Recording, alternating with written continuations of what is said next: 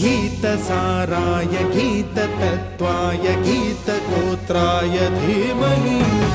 गूढगुल्फाय गन्धमत्ताय गोजयप्रदाय धीमहि गुणातीताय गुणाधीशाय गुणप्रविष्टाय धीमहि एकदन्ताय वक्रतुण्डाय गौरीतनयाय धीमहि गजेशानाय बालचन्द्राय श्रीगणेशाय